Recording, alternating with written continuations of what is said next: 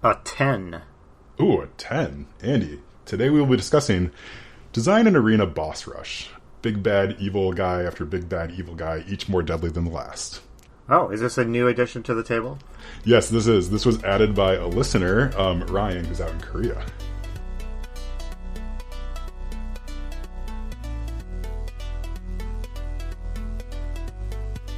Hello, and welcome to Roll for Topic, a roundtable discussion about topics related to running role-playing games. I'm Chris Salzman. And I'm Andy Rao. Andy, so I watched a movie this week that I liked a lot that I wanted to talk about briefly because I think it has a lot to do with gaming. It was Murder on the Nile. Is it the Agatha Christie? Yes, it is. Yeah, I've definitely heard of it. Yeah, so Kenneth, I'm going to say his last name wrong. Bragna? Kenneth I think Bragna? Branagh. Okay, Branagh, yeah, so something like that. He plays Poirot in this one, and then he also did the Murder on the Orient Express, which came out a couple years ago as well, which I like that movie a lot. I think it kind of critically got panned a bit, but it was super fun. This one is also really good. Yeah, Murder on the Nile is fantastic. Yeah, super well done. There's like 7 mysteries going on all at once. It's like, yeah, just one of those movies where if you're into that style of movie, that like ensemble cast murder mystery, I highly recommend it. It was really good. That's great. You know, my wife has read every Agatha Christie novel multiple times and speaks highly of both of those movies. So. Okay, yeah, it's good. So especially like it got me in the mood to like want to go play like Call of Cthulhu, right? Because it's just that sort of like that style. That style is really great. Yeah. So there is one scene in that movie which I'm gonna I won't spoil it too much, but there's one scene where like the murder stuff starts to happen in it, and it is like the most tense scene in a movie that I've seen in a while. There's something that they do just with like the movie's like general like energy level is like pretty even up until that point, and then all of a sudden it gets really frantic and there's all sorts of stuff happening all at once. Like, you know, like this is the scene where like if you're smart, unlike me, you'd be able to figure out the mystery like as it's happening, right? Like figure out the murder. You're like, oh well, that person wasn't here and this person was there, and you know, all that sort of stuff. And instead, me, a rube, is just sort of like watching this unfold and like, oh no, like what's going on? Yes. Yeah. And then of course, you know, the detective pieces together just based on like people's retelling of that situation. Yes. But yeah, it's really cool. Yeah. It kind of inspired me, right? Like if I'm ever going to run a mystery again, to like really think through like that moment in the game. Right? Like, I think if you can show that on screen, as it were, like at the table, I think that'd be really exciting if there's a way to do that. I'm not sure like how you necessarily would pull it off, but to have that moment, I think is really cool. And then to like, yeah, slowly kind of piece it together after the fact. So can you describe the scene a little bit more specifically? So just to clear up, you're not talking about the scene where the mystery is unveiled and like the detective explains how all the pieces fit together. It's the actual crime, right? Yes. So talk a little bit more about what went into that scene. Yeah, so it's the point where the actual crime happens. Although the big reveal at the end where, you know, like the mystery is solved and stuff is also very excellent, of course. Right. But yeah, when the actual crime happens, you know, I should go back and I want to go back and watch it and sort of see what they actually did to, you know, kind of to ratchet up the tension and the stress and stuff. But it just felt like palpable. Like you kind of went from people hanging out together to all of a sudden it was like, oh, something is going to happen at this moment, right? Like, you know, I think like the cuts were quicker, you know, like there was altercation between a couple people, and then all of a sudden people were running around. You had characters crisscrossing, people going who were in the frame, suddenly leaving the frame, all that sort of stuff. Yeah, so I think like if I was going to run it as a game, you know, like doing that sort of scene, I think like, you know, you can't necessarily have the players be the perpetrator, right? But like, you know, some of the NPCs and stuff. I think just having NPCs maybe like leave, right? Like that all of a sudden can cast doubt on like whether or not they did it, you know, too. So there's, you know, some of that stuff, and then like hearing stuff in the distance, you know, those sorts of things. But I mean, like having stuff sort of like happening one after another really quickly is really fascinating. I think like it just gets your brain going. Yeah, it would be interesting to run that and to think about ways that the PCs wouldn't feel really passive. You know, like in a traditional murder, you know, the murders happened outside of the power of the PCs to stop it, you know. And I wonder if there's ways you could, if you had a bunch of shorter scenes that involved interactions with the different NPCs, enough to let the players kind of cement like who they saw doing what and who they noticed was missing. Let some of those details just sink in if the players are paying attention. That could be kind of interesting. Have you ever played with having a tight time frame on actions that are happening within your game? So it's like you might even set a real world clock, and then 15 minutes is going to start from here and just go, and then you interrupt no matter what's happening to interject with like new bits of information. Have you done that before? Somewhat, yeah. I've played in and run one or two games that had a real world clock counting down. Usually the clock was counting down to like the end of the whole session, so it wasn't within the scene like you have 10 seconds to react to this and then we move on, if that makes sense. Yeah, that makes sense. Yeah, when we did we ran a one shot on air this past year on the podcast, and that one had sort of a real world clock associated with it, but it was a little fuzzier. It was like, at about a half an hour this is going to happen, at about about an hour this will happen.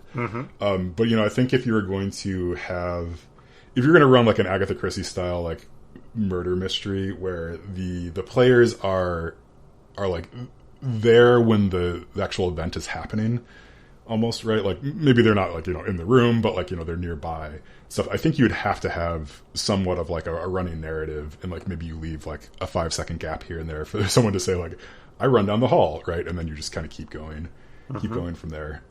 So I mean it has my brain going, right? Like this to me is a good hallmark of a good movie. It's like you finish watching it, and then as a game master, you're like, oh, how could I do that? How could I do that at the table? Yeah, absolutely. I do think of, as we often do in this show, video games where you have a timer on your response to a particular situation. I think the Telltale choose your own adventure games do this pretty heavily, where someone will say something and then you've got, there's a visible countdown timer that's 5 or 10 seconds, and you have to choose one of the available responses. It's pretty, it adds a lot of tension to those games. But, yeah, like there was they did a couple of Walking Dead games, I think. They did, which are very good. Yeah, okay, well, thank you for indulging me and talking about this movie. This was also sort of me saying, like, you need to watch it, right? Like, I need you to watch it so we can talk about it more. Yeah, so let's actually transition over to our design challenge for the day. So one of our listeners wrote in, Ryan, who's out in Korea, and he asked if he could suggest a topic, and I was like, of course you can, right? This sounds great. So he sent this one in. So it's design an arena boss rush, and so I think this is something that again is like a little bit more common in video games, and is not something, I don't know if I've seen this in a role playing game necessarily, although I'm sure it exists, right? So the idea is that you have, like you enter a coliseum, or there's some sort of like, I don't know, contained space where there's a boss, and then as soon as you finish that boss, there's another boss. And when we say boss, this is like an encounter or, a fight between your party and this villain that you just like happens. And the idea is that, one of you is going to die, right? Like, one of you has to go down, has to lose here. And then the next person is going to show up. So I guess, have you run anything like this before, or have you come across anything like this before? Not exactly, but maybe we could talk a little bit about what would distinguish, in tabletop RPG terms, what would distinguish like a quote boss rush from just maybe a sequence of 3 consecutive combat encounters in a dungeon. Yeah, that's a good point. Maybe this is where we'll get to our kind of defining what we think the question actually is. Yeah, I think for me the important part is like it doesn't really matter what's in between the things necessarily. It's more that it's just like one after another. So maybe it is just like if there's a five room dungeon, it's just there's a boss in each room, right? And there's one door, kind of one entrance, one exit for each room. Or it is a setup like a Coliseum style thing where it's like you're fighting whoever is getting thrown in front of you. So you walk out into the arena, someone else walks out, you have to fight, and then you leave, you come back out, and there's another one like that. I think we could probably put a framework around that just to make it narratively interesting, right? Like, so maybe that's the first thing we could come up with is like, why in the world are you even doing this in the first place? Well, some kind of arena setup seems like the obvious way to do this in a D&D-ish or similar style game. I kind of would be nice if we could come up with a maybe slightly more interesting framework than that, just simply because that's kind of the default that probably jumped into both of our minds. So yeah, what if it's like a multiverse setup or like an interplanar thing, where for whatever reason you're trying to get back to, I don't know, like your home planet, your home universe, whatever it is, and it's like each boss that you fight, like, I don't know, has a key or opens a portal or something at the end of it to like let you go down a level, or like, you know, up a level, right, to get back to where you're going. Does that sound interesting, or is that, I don't know, too hand wavy? It does. I mean, the concept itself has a certain artificiality to it. You know, it's hard to imagine a framework in which someone wasn't, you know, some villain or something wasn't deliberately setting up this sequence of fights for you. I think that makes it a little tricky to think outside of the arena type situation. Like, where would you encounter something like this? There's just real quick, I'm thinking about the Mega Man video games. I don't know if you've played any of those all the way through. Nope. Okay, yeah. Well, they're really good, but you should. Yeah, so the Mega Man games always, like, you fight a bunch of these robots, right? And then there's like a final stage where you're fighting the guy that makes all the robots, basically Dr. Wily.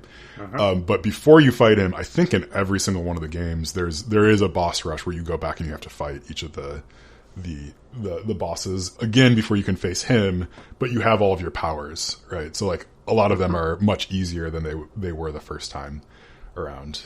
So that's another one that I'm thinking about, and that's very much a like, hey, if you want to face me, you got to go through these these 8 fools first. Yep.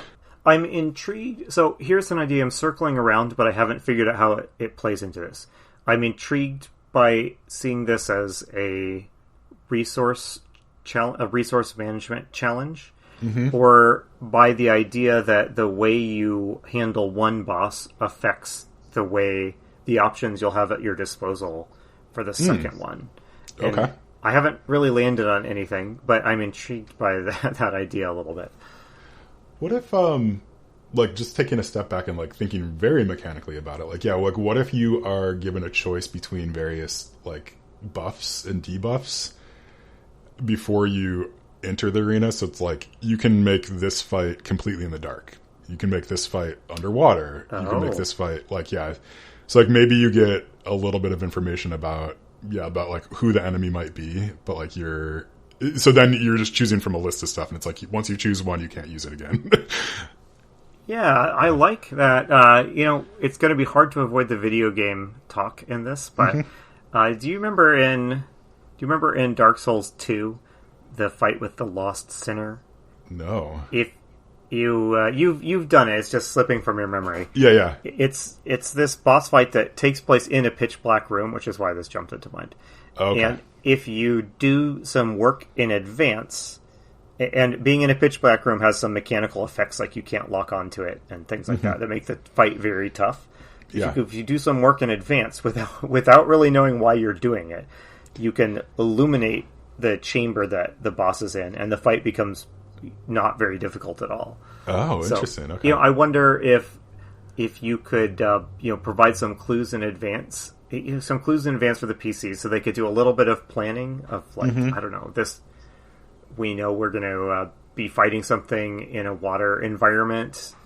Yeah, no, I like that. Okay, so I think let's just adopt the angle that there is sort of some malevolent villain who's just like, you have to go through this, right? Sure, yeah. Like maybe this is the actual big bad, but you need to go through my four or five minions before you can get to me. So, like, if we stick with that, I think that'll free us up a little bit to create some more interest around. Sure. Around the beginning. What if let's talk about this for one more quick moment. So So I'm intrigued kind of by the idea of big bads that instead of making you wade through, you know, a couple dungeon levels worth of goblins and trolls and getting increasingly hard, they just, Strahd style almost, they appear and just confront you straight up, like maybe even early on. I'm kind of intrigued at the idea that, like, maybe the big boss and his lieutenants, like, are all basically itching to take down the party, and they draw straws or something, and they basically just go confront you one at a time to see who can beat you, right? Yeah. Yeah. What if... I mean, you could probably create some fun interpersonal conflict between those people too, right? Like, you could have them... It's like, the big bad's like, whoever gets them, gets to be my right-hand person. Something like that. But they all know that you're powerful enough to like kill them, right? So there's sort of like this jockeying a position where it's like, well, you go first, you weaken them, and then then I can clean up, or someone's like, well, I'm just going to take them out right now because like I can absolutely do it, right? Like, so maybe the order is sort of self-imposed based on like them jockeying for political positioning. Yeah. Okay, so we have this situation where, through some scenario like that, a sequence of bosses, and I guess, just to define it, a boss fight is, how are we gonna distinguish this from like a regular fight against a troll you found in a dungeon room, right? It's a plot significant encounter with a memorable and important NPC that is rigged mechanically to be a tough fight that requires use of all of your strategy and wits, right? Is that a good way to describe a boss fight? I think so. Let's just the premise is like, for an arena boss rush. So I think we should let's grab onto that a little bit and say that like also the setup for like where you're fighting is the same every time. Okay. Yeah. Right. So like whatever that is, if it's a Coliseum, if it's something else, if it's a virtual reality space or something, if it's the holodeck, something like that. Let's pick our genre then a little bit. Like, so do we want to stick with like D&D? Is there anything else that you're thinking about that's jumping out to you?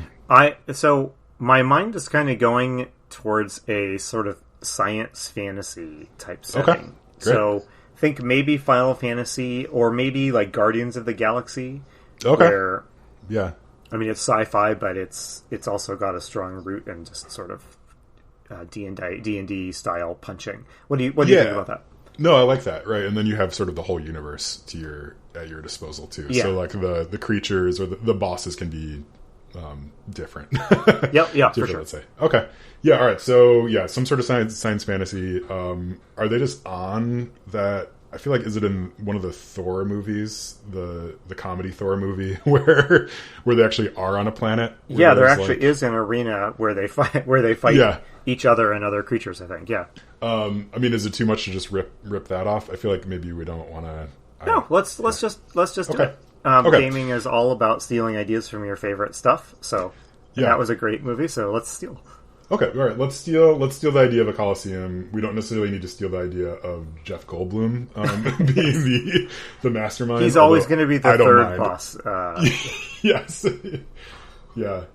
I just need the listeners to know that there are approximately 10 other video game references that I want to make right now, but I'm not making. I know. It's so hard. Chris and I are making saving throws like crazy over here. Yeah. Okay. All right. So there's some sort of like space planet Coliseum thing where all these things are going to happen. Do we want to stick with the bosses who are fighting the party are volunteering for this, or is this more like, I mean, so again in that movie it was more like prisoners fighting each other, I believe. Yeah, let's say that there's a somewhat voluntary aspect to it. Either these are the lieutenants of the top bad guy jostling for the chance to take you down, or they are other prisoners who, have been promised something good, like freedom or glory or something, if they take you down. So that doesn't totally remove the possibility you might be able to work something out with one of these bosses. But in general, their motive is going to be just kill all of you. Okay, cool.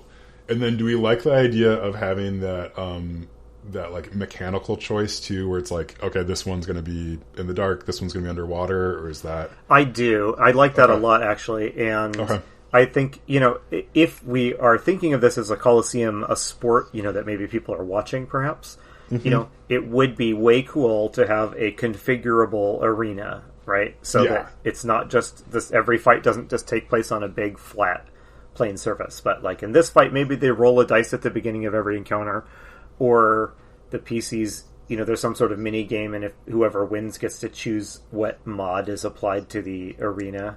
Yeah. So this one is it fills with like 2 feet of water, or this one is a bunch of monkey bars and jungle gym type things pop up around the field. Oh, yeah. Or it could get crazy, like this one, gravity is halved, something like that. Okay, so like a couple thoughts is like, so I mean, one way to do this is you could have a D20 table of various things that could happen, and like you choose one, and then the party also chooses one, right?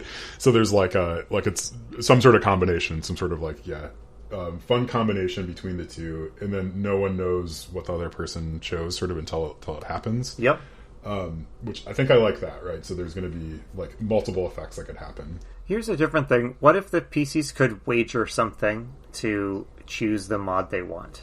Oh, okay. So what if maybe the PCs get to choose something that they take into the battle, and the better the thing is, like the less choice they have over... I guess the winner gets to choose the best... Like, I'm trying to introduce something where the PCs would both have some ability to influence the fight in a way that they want, but also maybe have to pay some sort of price for it. In a price that makes the fight like more interesting or talented. So I don't know. Okay. Like we can't use offensive spells in this fight, but you can choose how do you want the arena configured. I'm just making that up. That's too harsh, but no, yeah, I like that. Right, so it's like you could just play it straight, right? So like the party could choose nothing, or if they wanted to choose something, they'd have to give something up. Yes, I like that. So so you can. What about this? It's either a random roll on the table, or the party makes some kind of concession. Nice. Okay. And gets the right to choose which of the D20 effects they want applied. I like that a lot. Yeah. So it's like, okay, if we roll the no offensive magic allowed, like we're screwed. So it's like we gotta figure out you could have a to... couple of doozies on that chart. Okay, I think that's super fun. The other thing I'm thinking about is just it's like some sort of wager, or could you call in favors too? So like again, thinking about like the narrative around this thing, it's like what if you find a way to befriend the person that gets to pull the lever that decides like what what thing pops up, like if you can if you could influence it in that way. So too. What if I think the Hunger Games novels had this element of like if your fans like you enough, they sort of like drone you in some supplies or something? They could what? They could pay money to just drop in like here's a healing potion, right? Like what if this is getting too complicated here, but what if you had some sort of meta system, like a way to score how awesome each side is being, either as a group or like individually by PC, and that I don't know. I mean, you could, like, if you land a critical hit, for example, maybe your awesome score goes up. Or if you, whatever. I don't know. If you dodge the enemy's most powerful attack, your awesome score goes up.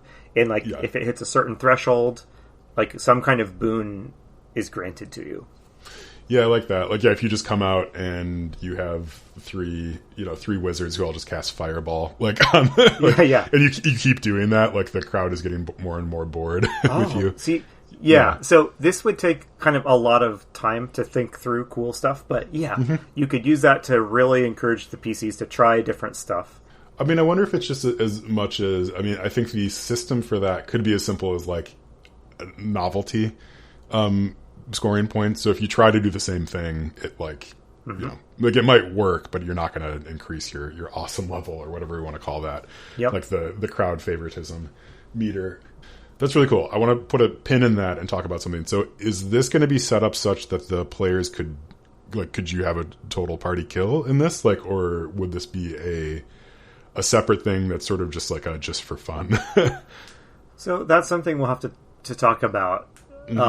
Related to that is, do the PCs get to kind of refresh and recharge everything in between fights, or is it really just you killed that one, the next one just warped in? Yeah, and I think I like letting the PCs refresh because D&D and similar games are most fun when everyone can. I guess in my mind, this would be a fight where there's like a 50% chance that either side will kill the other side, and so you aren't saving your spells for later. You aren't, you are using every resource. You are not hoarding your healing potions for a future encounter. Everything is on the line here in every fight. So to make that work per fight, you need to, I think, assure PCs that you use everything you've got, and because you'll get it back before the next fight. Unless you think that isn't as fun. That does take away like the resource management thing, and I know, in video game things where you have to do a gauntlet type thing like this, you do have to. I've been playing a lot of Doom Eternal lately, where the fights are often staged where, like, as soon as you beat one wave, a new one comes in, and part of the fun of that is knowing what waves are coming and what you have to have ammo for. You know what I mean? Planning ahead. Yeah. I mean, I think it sort of depends on what the GM wants here. I think there's something super fun about, like, go all out no matter what. You're going to get a full night's sleep after this, right? So, like, you're going to refresh completely. Like, there's something really fun about, like, great, like, I don't have to hold back at all. Like, let's just use everything turn one, or whatever you want to do there. So there's something really fun about that. And then I think there's also some fun with, like, this is going to be a slog. Like, really think about, how you're going to get through it. Yeah. Because you might decide that, in that example, like, you might decide you're going to hold back a little bit, right? Because it's like, well, I got to conserve, so we're going to, figure out some other strategy for this rather than coming out with fireballs blazing necessarily. So what about this compromise? At the end of every fight, the PCs get... So the loser is dead or carted off, and the winners get to choose one, like, major boon. Like, it could be like everyone is healed to 100%, or all spells are restored, or I don't know. That's probably about it. But you could you could choose something else. So it doesn't take away the need to be careful with what you're doing, but you're not going to be totally dead if you win the round having exhausted everything. Yeah. Okay. So then I just want to, like, really talk about this part of it. It's like, if you die in the arena, do you die in real life? Like, that sort of thing. Like, is this something you present to a party that's been playing for, like, a year of sessions? And it's like, oh, this is a fun side quest thing. Don't worry, you can't actually die, like, in it. Or is it like, this could be it, right? This is where you might end your campaign. Honestly, I mean, it could be the GM's call. I mean, there is something really exciting, intense about, like, this is it. You're all high level. You've been playing for 2 years, and this is it. If I were running this, I probably would not do that. I would probably say, if the PCs fail in the arena, the simplest way to achieve their quest is closed off to them, and so back to the drawing board. So if I were running this, it would be, this is the most straightforward chance you're ever going to get on the big bad guy. And if you make it, then that's awesome. They've totally earned it. But if they die on the way, I mean, it's just kind of boring if they just die and you roll up level 1 characters. Yeah, I think so too. I mean, other than if maybe it's a one shot too, like, you could run it as a high level one shot, like, just see how far you can get, or like a convention game. Yeah, totally. Almost. Right. And I think you'd still, you would make it difficult. I don't think you would make it antagonistic to the point where it's like, well, I'm trying to kill you. I mean, you have control whenever you're running a game about the difficulty a little bit, but, like, I think this is a situation where you could really really ratchet that up, and it's like, well, I mean, you're surrounded by a bunch of people who want to see you dead. So I think it could be fun either way. This is definitely a situation where the GM is if you are a GM that fudges rolls and stuff, I think it would be way more fun not to fudge rolls. Decide in advance how permanent this is going to be, but then play it totally straight once you've made that determination. Yeah. This would be a good one to just, like, remove the screen. Between you and your players. Maybe it's like, everything is rolled in the open. That I think that would add a lot to, especially. I mean, I think that's often a good choice in D&D in general, but it sure would add a lot to a contest like this. What are some narrative things we can put into this that would make it a little bit more compelling, or have a couple hooks in here beyond just like you're fighting one after another, right? So 3 to 5 bosses in a row, right? Like what happens in between, and then like you mentioned, this is your best shot at like the real villain, the real big bad evil person. Like how do you, like, what is that shot? Is that them coming into the arena to fight you, or is it like you see them in the crowd and you can, like, after you've killed all the lieutenants, then you can go make your run at them? I think that, good question. I think if you're doing this as like a one-shot type of thing, then the most fun thing is that the final boss is the big bad. Yeah. And he's like bound either by honor or by the rules of the arena or by something, or just by GM fiat, that he's so mad at you, he jumps into the arena to finish you off. Does he jump into the arena and like flames shoot up and like encircle the whole thing and like fire a firewall? Of course it does. Yes. I like the or he's not supposed to jump into the arena, but he's furious, and so yes, he does anyway. If I were running as part of like a plot campaign, I would probably, this would be a massive victory for the PCs, and they would get whatever it is they've been gunning for the last several months of campaign, whether that's yeah, I think I like that idea of you get to the end of it and the big bad is just like so furious that you've taken out all their lieutenants that they just like jump into the arena. So like maybe that last one you don't get the refresh or something. Oh yeah, the refresh that you were expecting. But like don't lie to your players. But like if there's a way to like make it be like, well, you might not always always get it, but they just jump in and it's like the crowd disperses, or like everything changes subtly, but you're still within the arena. Like there is fire everywhere, or there's like mass chaos. Like just something else happens in there. You're still in the same space. It's no longer a game in the game. It's like this is the serious serious fight. In Final Fantasy VII, there's that big. I've only played the remake, but there's that big. Like there's a sequence of Colosseum battles. Yeah. What are you fighting that for? Like what do you get at the end of that?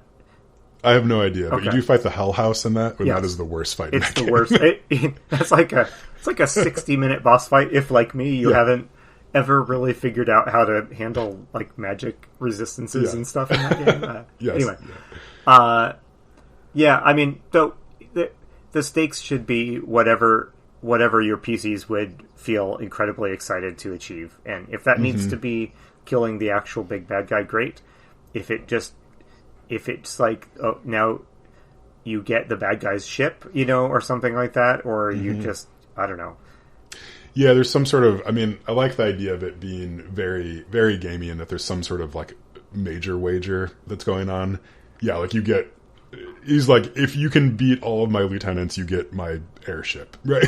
Like something absurd, like something you can't buy, or like you get like 1 million in-game gold, and like you need 1 million in-game gold for some other thing, and it's like there's no way you're going to scrape it together otherwise, right? Like I think like one way you could see this in is just like the players are told that they have to resurrect someone. The price is 1 million gold and like 10 pearls that you have no access to. Yeah. And then they're walking down the street and there's a flyer up on a pole that's like, hey, grand prize, 1 million gold, like 10 pearls, like that sort of thing. I think would be really fun. It's like, well, I mean, you could go clear out every goblin mine in the country, or you could go, fight in this ridiculous space arena. And then there's always the idea that feels kind of Star Trek-y to me, which is, this is a proxy fight. Whoever wins gets their way in the wider world. Like the loser agrees to withdraw their army or something. Oh yeah.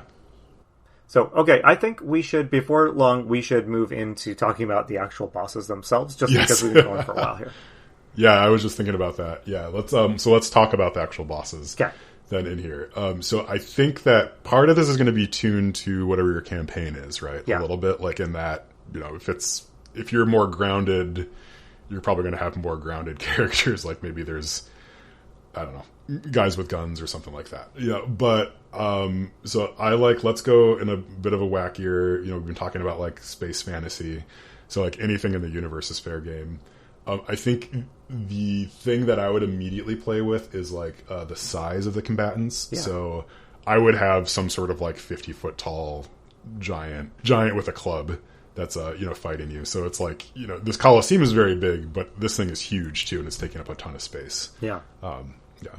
Yeah, so my mind went to something similar, actually. I was trying to think about, like, what are the types of bosses that are fun? There's always, like, there's the big bruiser with a million hit points, and if it hits you, it does 1,000,000 points of damage, and it's just if I want to think about, like, what part of mechanical mastery does the boss require you to, exhibit? Oh, okay. So, a big thing with a ton of hit points requires a certain type of fight, of smart fighting of it. Yeah. What are some other types of boss? Like, another boss could be, like, you have to be defeated by doing 3 things. Like, you have to plant a bomb on each of its 3 glowing, power sources or something like that. Something that is very different. So that, I guess what I'm interested in are bosses that, like, each boss feels like it has a different solution than the previous boss did. A big bruiser has to be there, and I think I kind of like the idea of that maybe being the first one, because that's what, like, you kind of expect. Like, it's a tough thing, so it's going to have a lot of hit points. So we should design him so he's fun and cool to fight, but, like, he should just boil down to, like, he's just going to charge at the nearest PC and swing his gigantic cleaver. Yeah. I wonder if even that big bruiser, like, comes out and is, like 10 feet tall and, really tough looking and stuff, and has, like, a big cleaver. And then as soon as you do a little bit of damage, he, like, pulls the cleaver in half, and there's 2 of them there. Yes. And then he, like, rages out and grows another 10 feet tall, right? Yes. Like, you have... Yeah, I have sort of like these multi-stage things I think could be really fun. Multi-stage is awesome. D&D 4th edition had a neat mechanic. It introduced the bloodied mechanic, where when something got to half health, it triggered something. It mimics, phase 2 of, basically video game battles. But that's really fun. What if, so you mentioned the power sources one. Like, what if there's some sort of ethereal being that has those power sources, but I'm thinking almost like almost like a tripod. So it's sort of like up in the air, and it has these three like power sources on the ground that are connected through like lightning almost, right? So if you touch the lightning, it zaps you. So it's like these 5 or 10 feet long, like, legs. And so it like swings one of them at a time as it moves around. Okay. So you have these barriers almost of lightning getting swung around the place, and it's also really hard to hit because it's just like not quite on this plane necessarily. Yeah. So maybe all of your attacks are like take some sort of debuff. I like the idea of okay. So let's finish our bruiser boss.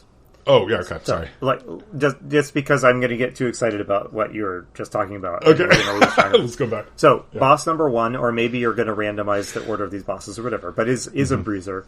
It's a big hand-to-hand guy. And so what if for each boss we talk about their main, their shtick, and then we talk about how it changes in phase 2? So I think with that bruiser, I mean, I like that, like, it starts off big, but then halfway through it gets bigger. Okay. Bigger somehow. Yep. Okay, let's do that. Yeah. And with, the cool... Most editions of D&D have, like, reach rules and other cool things. So as its size increases, so does its ability to get you. Yeah. I think you could have that. That could be a single growth growth thing. Or it's like, gets twice as tall at some point in the fight, or it could be a linear thing where it's like, or even exponential, I guess, right? Like as you do more damage to it, it keeps on getting bigger and bigger. Yep. That actually might be really fun, is like you keep doing damage to it so much that it just sort of like explodes at the end. Oh yeah. Because it grows so big. That's that's really fun, actually. I think you should do that. Okay. What's that guy or girl's name? What's their name? Oh. It has to sound like exactly what it is. Something that wants to just hit you with its axe.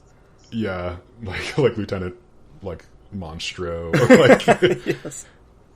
Okay, Lieutenant Monstro it is. Okay. Lieutenant Monstro, like, given name of Bruiser Monstro.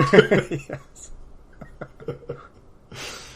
Okay. All right. So then let's jump ahead to this this ethereal being, this tripod. Yeah. So I like the idea of something the PCs can damage, but they are doing so inefficiently unless they take some sort of non-combat, unless they accomplish some sort of non-combat goal. Yeah. Yeah. So I think this, right. So like with this one, you have the 3 power sources, like you mentioned. Yep. So it's like you have to take those out to really do any damage. Like maybe those 3 power sources are, I don't know, like powering a shield that it's using. Yeah. So it's firing off spells of some sort at you within the shield, and it's like the only way to get at it is to take out these power sources and then attack it. Yes, I like that. Okay, then what's this lieutenant's name? I don't know. Like, I mean, I'm picturing like a dude in like a big mechanical like a War of the Worlds tripod or something. Like, actually stomping around.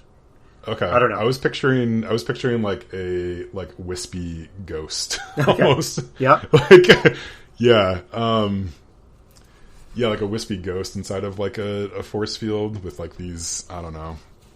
Like I'm not even imagining any of it being very physical. I guess. Yep. Yeah. So how does it change in phase 2?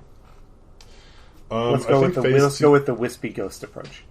Yeah, so we go with the wispy ghost approach. Maybe in phase 2, it becomes solid, like it actually enters our plane entirely. Yes. Okay. Yeah, I like that. Okay, so maybe it doesn't have its shield anymore, but all its spells are much more powerful because they're not trying to go through interplanar dimensions. Okay, yeah, I like that idea. I feel like this is a StarCraft character. Is there a StarCraft character named Ghost? There's a type of unit in StarCraft that's ghosts. Let's see. I like the idea of this one, like not going by lieutenant. Yeah, like it doesn't like want a title. Yeah, necessarily.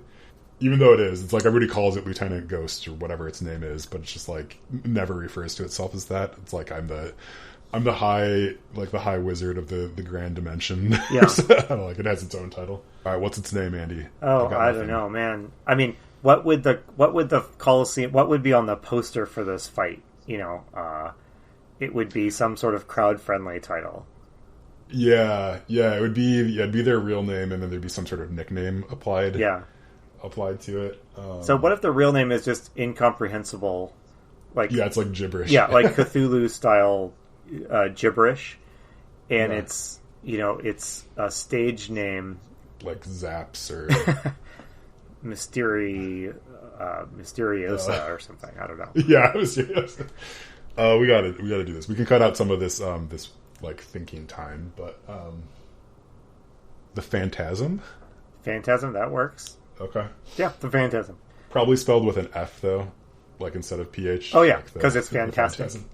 Okay, here's a pitch for the next boss. Just throwing it out there. Something that is not a single entity, but a bunch of smaller things. Yeah, I like that. It's like just like, how is this fair? There's 10,000 of them. Yeah, and I mean there would need to be some kind of a gimmick to it that you could take advantage of, rather than just fight 20 things. What if it's what if there is like one person controlling all the things? Okay. Yep. So it's like they have it's a bunch of automatons or zombies. Something that's somewhat brainless, but it's controlled by a single entity. So I like that. So what about this? Every 25% of like its hit point damage, every time you knock it down by another 25%, it summons something slightly more powerful.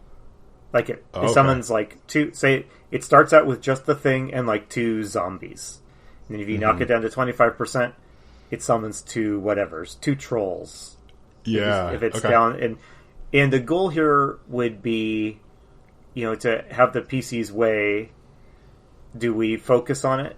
Do we focus on it and try to just kill it as fast as possible, or do we pause? Because maybe it is not all that powerful, and do we pause and deal with the minions, but like risk having them just wear us down? Yeah. What if it looks like the things that it's summoning too? Oh. Yes. Right. So it's like a zombie that summons 2 other zombies, and it's like this is a very video gamey thing. Like, yeah, but then you can't tell which one is the real one. Let's do it.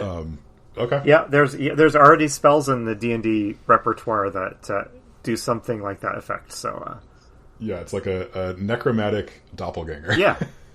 Got it. I'm just going to write down necromantic doppelganger because I don't think there'd be a cooler name than that. That's it right there. I think that would be on the flyer. Let's see. Okay, like we're going up on time a little bit, yes, so like maybe let's define who this big bad is a little bit. Oh, so is this next one the final fight? Yeah, so this would be the leader of them all, right? Like, yeah. So this is the person in charge. You know what? An idea we haven't touched on so far that What? Elden Ring likes to spring on you is like, oh, you got me down to 50%. I'm going to summon in like another boss to join the fight. Yeah. I guess that's kind of we kind of hit on that in the last boss, I guess. But yeah, no, but yes, yeah, like another full boss who's much harder, much faster. Okay, so like who's the sort of entity that's like running the show? Are they a combination of all these things in some way? Like, did they teach each of these people their tricks? So like they can do them themselves, but maybe a bit more controlled or at a smaller scale. Yes, I like that a lot. It rewards the PCs for kind of figuring out how to handle each of the previous bosses. So you know how, I guess... So more video game talk. Spoilers for Dark Souls 3, I guess. You know, at the end of Dark Souls 3, it, like, the final boss, like, switches between different player... It basically switches between different player classes, and the idea of it is it's like a final exam for you, the player. Have you figured out how to deal with all of these sorts of things? Yeah, I like that. Like, I think we can take that idea. So, I mean, it could either be a stage thing where it's like, you know, knock it down to 33% health, and then it switches tactics, like that, or it's just all of them all at the same time, right? It's like, so maybe it jumps down, it grows real big, it has a copy of itself, it can cast spells like that sort of thing. Yeah, what if it's got like so you mentioned earlier the slightly lesser effect. What if it's got like it can choose to do any of those three things? It could get big, it can put up an ethereal shield, it can split itself. What if it can do all those things, but it's somewhat lesser? Like, it's not... Each of those things is less powerful than when the previous bosses were using it? Okay. Yeah, maybe it's more of it's an action rather than, like, its thing. So, yeah. Right, like, I think a couple of these we've been talking about, like, they're almost like reactions. Yes. Or it's just, that's who they are, but this is like, it has to take the action. It's like... Turn one, I'm going to turn on this giant shield. Now you have to deal with the shield, but like while you're dealing with that, I can still like, I don't know, shoot you with my arrows or whatever it is. What's its preferred? Let's give it like a cool, right? So it's going to be an amalgamation of all these three. But let's give it like a cool hook by itself. Yeah. Does he have like a cool sword? Is he a dragon? Is he? I don't know. I mean, I'm kind of liking the idea of something that like absorbs the key power of other things it's already defeated or something like that. Yeah. I don't know. I kind of like just a guy or girl with a super cool sword. Okay. Like Storm. Wow. I'm thinking like, Stormbringer sword. Yeah. So Elric, like if Elric could focus a little bit and actually run a kingdom, this is who this guy is. Okay. Okay, so you think, I think in Elric, like, Elric with Stormbringer, like, this jumping down. So whatever this thing is, it has glowing red eyes. Like that, and can use all this stuff. That actually, it's interesting. I mean, other than the getting bigger thing, I feel like we have described Elric for the most part. And I find it personally effective in these boss things when the final bad guy is not like a huge monstrosity like the other stuff you fought. I don't know. There's just something kind of effective about that, I think. Yeah. Okay. I like that. I think that's good. Do we want to give this person a name? It can't be Elric. Well, at this point, we're getting to the point where, this might be somebody important in your campaign that has already had a presence, I guess. But if we were making the flyer for him for this fight... It's probably going to be someone who's more of a title than a name. Yeah. Right? Like, so it's going to be like the High Commander, or like the Emperor, or the leader of the planet. I feel like, like what's the sort of ruler that would even set up a Colosseum like this, right? Like what's their defining personality trait, right? Like, could we call them like the just emperor, right? Like there's this, kind of perverted sense of like the Colosseum or, this boss rush, like this is the way for you to prove yourself or something like that, so they probably themselves believe in some sort of ideal that has been twisted. Yeah. Like the phrase "justice of the peace" sprang to mind. That's good. But like the lawgiver or the judge, or judge something, or like what if they style themselves as something like the judge, the kind judge, or the the fair judge. Yeah, the voice of mercy or something. Oh, I like that. Voice of mercy. And maybe his shtick could be he has like some sort of judge, like maybe his costume is like judge themed in some way, and and he has, when he delivers like a killing blow, he has some sort of like justice is served, the sentence is death. It's a powdered wig, in judge's robes, and he has just a big gavel. Yes, that's it. His Stormbringer is like the world's biggest gavel. Yeah. Okay, well, take that or leave that. I would probably take that myself, but you listener might have a different idea about the tone of your game. Tone that last 60 seconds of ideas down a little bit. But yeah. Okay, all right. Well, this sounds really, really fun. So I think there's you have a decent framework. I think you can tune each of the encounters a bit to what you want to do with this. I want to run this as a one shot. I think this sounds like a fun thing to run as a one shot. I think you'd have to find the right group. It'd be very, very much more like mechanically focused than narrative focused. But I think there's still lots of good stuff there. So throughout this whole thing, I have been thinking this would be terrifically fun in 4th edition D&D, which is very friendly to the idea of like an arena battle. Okay. Yeah. Well, you're going to hear first. Andy loves 4th edition and only wants to play that. Well, this is a funny time for it to come out, but I have a great fondness for 4th edition. Nice. It's the forgotten edition of D&D, but it's Okay. All right. Well, maybe that'll be our topic for next week. Okay. Yeah. Which edition of D&D is the best? Like that'd be a great podcast topic. Because if there's something that hasn't been discussed on the internet, it's that. Yeah. Okay. All right. Well, let's wrap up there. Thank you, Ryan, and Kriya, for this. This was a super good question. I really liked it. If you are a listener and you have a question or a design challenge that you want to put on the table, feel free to reach out. We always love submissions like that. Yeah, so Andy, I have a couple of just like housekeeping things. I actually have a few plugs this week, which is rare for me.